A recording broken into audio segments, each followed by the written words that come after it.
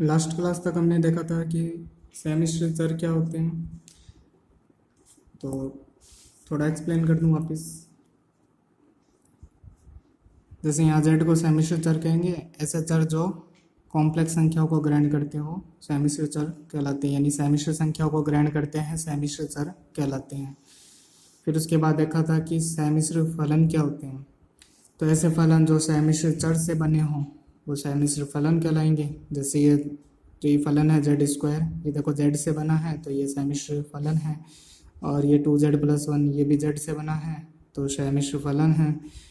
फिर जो फलन होते हैं उनको अपन एफ जेड से डिनोट कर सकते हैं या फिर डब्लू से डिनोट कर सकते हैं।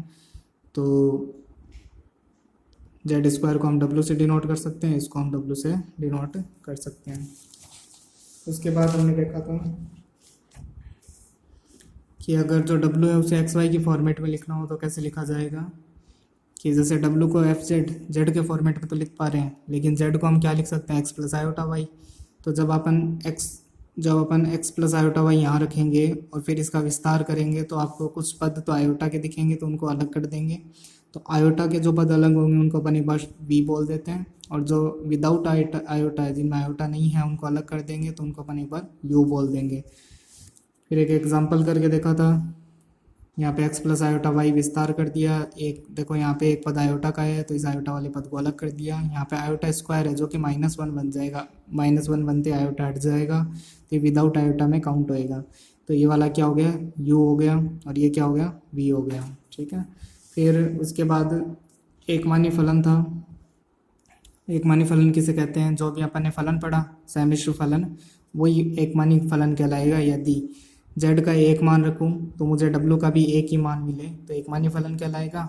जैसे w बराबर जेड स्क्वायर, ये एक फलन है, इसमें z का सिर्फ ये एक मान रख रहा हूँ मैं, तो मुझे w का भी सिर्फ एक ही मान प्राप्त हो रहा है। तो ये वाला जो फलन है, ये जो फलन है, ये कौन सा फलन है, एक मानी फलन कहलाएगा।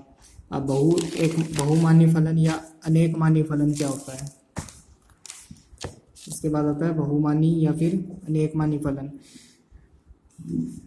जब फलन में x का मान रखूं, जब फलन में z का एक मान रखूं तो मुझे w के 2 या 2 से अधिक मान प्राप्त होए। पिछले वाले में एक मान प्राप्त हो रहा था, यहाँ पे एक से अधिक मान प्राप्त हो रहे हैं, तो इसे क्या कहेंगे, बहुमानी फलन कहेंगे। ठीक है। तो z बराबर, ये अपन ने z का एक मान रखा तो मुझे देखो w के प्लस, क्योंकि रूट था ना तो रूट में प्लस माइनस लगता है, तो एक तो प्लस वाला मान आ गया और एक माइनस वाला, तो 2 या 2 से अधिक मान प्राप्त हुए तो क्या कहलाएगा, बहुमानी फलन कहलाएगा। समिश्र बहुपद क्या होता है, ये देखो बहुपद इस प्रकार लिखा जाता है, अगर इसमें समिश्र चर हो बहुपद में तो ये क्या कहलाएगा, समिश्र बहुपद कहलाएगा। फिर उसके बाद परिमेय बीजीय फलन, अगर आपके पास दो बहुपद है, अगर आप उनका परिमेय रूप में लिख देते हो तो ये क्या कहलाएगा, परिमेय बीजीय फलन कहलाएगा। अब देखिए चर घातांकीय,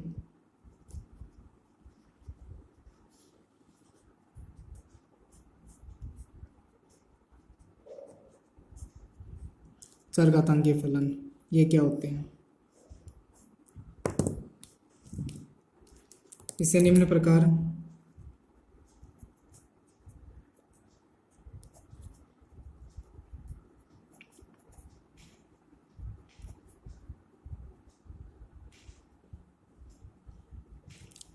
प्रकार लिखा जाता है। चरघातांक या फिर इसे एक्सपोनेंशियल फंक्शन भी बोल सकते हैं। एक्सपोनेंशियल को अपन किससे डिनोट करते हैं, स्मॉल ई से डिनोट करते हैं। ठीक है। अब अपन जैसे अगर वास्तविक फलन लिखते हैं तो e की पावर x लिख देते हैं, और अभी अपन सेमिश्र फलन पढ़ रहे हैं सारे, तो चरघातांक की फलन कैसे लिखा जाएगा, सेमिश्र चर के माध्यम से लिखा जाएगा। ठीक है। इसे आप एफ जेड भी कह सकते हो या फिर इसे आप डब्लू भी कह सकते हो। ठीक है।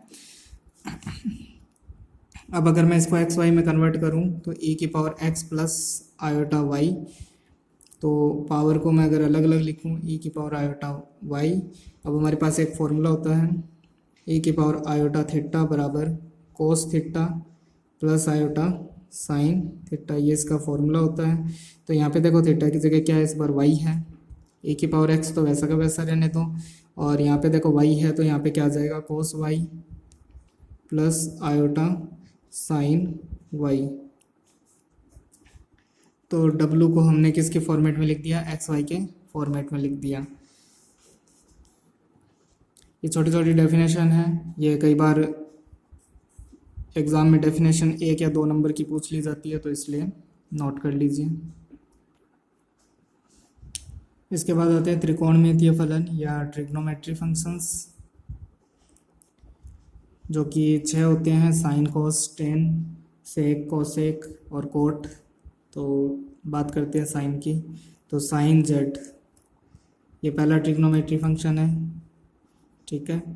तो या first sine z, sine z को अपन एक्सपोनेंशियल की फॉर्म में भी रिप्रेजेंट कर सकते हैं। कैसे? e की power iota Z minus e की power minus iota Z upon 2 iota, ठीक है। और सेकंड आता है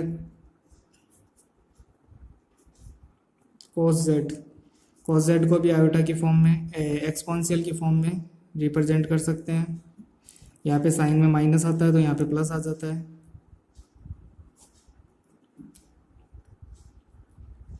फिर इसके बाद आता है ten Z, ten Z sine upon कोस होता है, तो इस साइन में इस कोस का डिवाइड कर दो, तो इसमें इसका डिवाइड हो जाएगा e की power iota Z minus e की power minus iota Z upon, और इस 2 से ये 2 कैंसिल हो जाएगा, लेकिन आयोटा यहाँ पे रह जाएगा। तो ये टेन जेड का एक्सपोनेंशियल फॉर्म हो गई।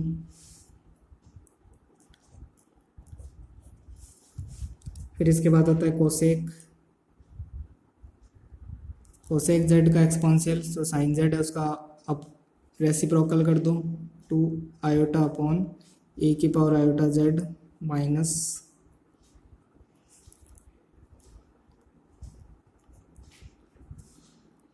फिर आता है सेक जेड, जो कोस है उसका अपोजिट कर दो या रेसिप्रोकल कर दो,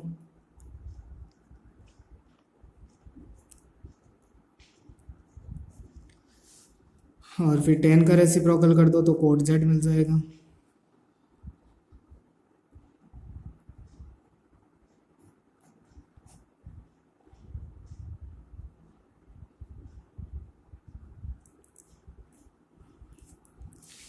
अब देखिए हमारी स्टार्टिंग कहाँ से हुई थी। स्टार्टिंग हमारी हुई थी कि हमें साइन पता था, ठीक है, और एक कोस पता था।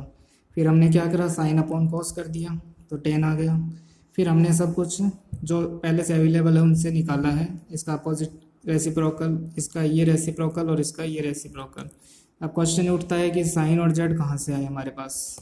तो हम बात करते हैं इसकी, e की power iota theta cos theta plus iota sine theta. अगर मैं यहाँ ऐसे लिखूँ e की पावर आयोटा जेड, तो क्या लिखूँगा, कोस Z plus iota sine Z. अगर मैं ये लिखूँ कोस e की पावर माइनस आयोटा जेड, तो आपको मैंने बताया था अगर यहाँ प्लस हो तो यहाँ प्लस आता है, और यहाँ माइनस हो तो यहाँ माइनस आ जाता है, और बाकी वैसा का वैसा उतार दूँ।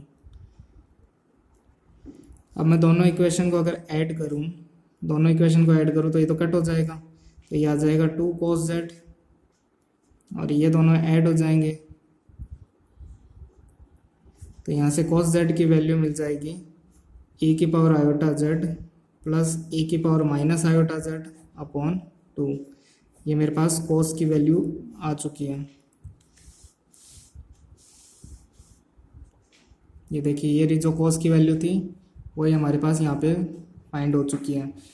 अब एक मुझे साइन की वैल्यू निकालनी है, तो मैं काम करता हूँ इक्वेशन 1 में से, अभी तो मैंने क्या किया, दोनों को ऐड किया था। अब मैं इक्वेशन 1 में से 2 को घटाने पर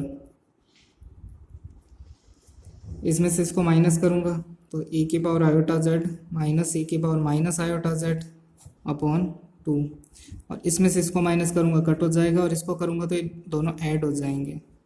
तो सेकंड, इन दोनों को ऐड माइनस किया था, फिर ये दोनों कट हो जाएंगे, ये दोनों हो जाएंगे 2 आयोटा साइन जेड। अब 2 आयोटा का डिवाइड कर देंगे, तो 2 आयोटा तो डिवाइड में आ जाएगा और यहाँ रह जाएगा 2 आयोटा तो डिवाइड में आ जाएगा और यहाँ रह जाएगा साइन जेड, ए की power iota Z minus e की पावर माइनस आयोटा जेड, ये हो गया साइन जेड। ये दोनों वैल्यू हमारे पास आ चुकी है, ये रही देखो, बीच में माइनस है और अपॉन 2 आयोटा, बीच में माइनस है और अपॉन 2 आयोटा, दोनों में अंतर यही है, यहाँ माइनस यहाँ प्लस, और यहाँ पे आयोटा आता है और यहाँ पे आयोटा नहीं आता। ऐसे हम कोई भी ट्रिग्नोमेट्री फंक्शन इन दोनों से फाइंड कर सकते हैं बाद में। इसके बाद आता है अतिपरवलिक फलन, हाइपरबोलिक फंक्शंस। तो इसमें पहला देखिए, पहला sine hyperbolic Z equal to A की पावर जेड माइनस ए की पावर माइनस जेड अपॉन 2। जो साइन वाला अभी पढ़ा था अपन ने, तो उसमें यहाँ पे आयोटा, यहाँ पे आयोटा और यहाँ पे आयोटा होता है। इन तीनों आयोटा को हटा दो तो साइन हाइपरबोलिक का फंक्शन बन जाता है। सेकंड आता है कोस हाइपरबोलिक। कोस हाइपरबोलिक में हमने देखा था यहाँ माइनस की जगह प्लस होता है, तो ए की पावर जेड, ए की पावर माइनस जेड अपॉन 2। तीसरा हो जाता है टेन हाइपरबोलिक।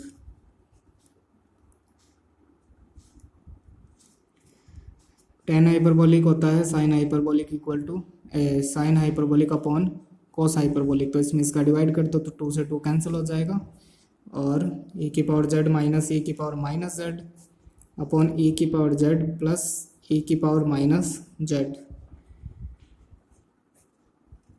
चौथा देखिए कोसेक हाइपरबोलिक जेड, इसका अपॉन कर दो तो 2 अपॉन ए की पावर जेड माइनस ए की power minus z. Sec hyperbolic कर दो यहाँ पे तो 2 अपॉन ई की पावर जेड प्लस ए की पावर माइनस जेड, और एक बच गया कोट हाइपरबोलिक जेड, इसका अपॉन कर दो, रेसिप्रोकल कर दो इसका।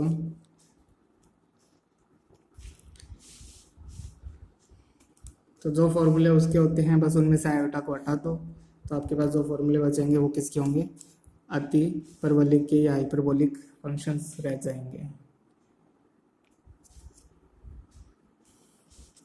इसके बाद आता है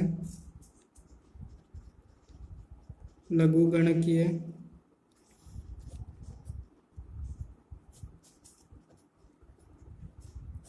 फलन।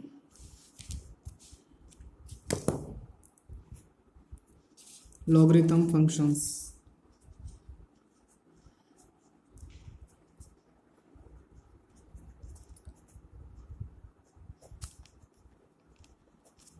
इसे निम्न प्रकार व्यक्त किया जाता है। आप जानते हैं लोग लघुगणक यूज करते हैं हम कई सवालों में। अगर इसका जो वेरिएबल है, जो चर है वो समिश्र चर हो तो ये समिश्र फलन हो जाएगा, समिश्र लघुगणकीय फलन हो जाएगा। वही डब्ल्यू से डिनोट कर देते हैं। साथ ही एक बात और बता दूं, जब कभी हम एल एन की फॉर्म में लिखते हैं यानी नेचुरल लॉग की फॉर्म में लिखते हैं, तो इसका मतलब है कि हमने जो बेस है वो ई काउंट किया है, यहाँ पे बेस को ई माना है। और जब हम साधारण लॉग लिख देते हैं तो इसका मतलब है हमने लॉग 10 को 10 आधार 10 पे लिया है, और इस पे हम सारी कैलकुलेशन करेंगे, और यहाँ पे आधार हमने ई लिया है। जब आधार 10 लेते हैं तब इसे लॉग कह देते हैं, और जब आधार ई लेते हैं तो इसे एल एन कह देते हैं। तो ये हमारे लघुगणकीय फलन है। यहाँ तक हमने कंप्लीट कर लिया कि समिश्र फलन क्या होते हैं। अब तक हमने ये देख लिया कि समिश्र फलन क्या होते हैं, उनके क्या क्या प्रकार होते हैं, और कल हम स्टार्ट करेंगे कि जो समिश्र फलन होते हैं उनकी सीमा या लिमिट कैसे ज्ञात की जाती है। लिमिट जो आपने 11वीं-12वीं क्लास में पढ़ रखी है वो पढ़ी थी वास्तविक फलन के लिए। अब हम लिमिट पढ़ेंगे समिश्र फलनों के लिए, ठीक है। तो बाकी नेक्स्ट क्लास में देखते हैं।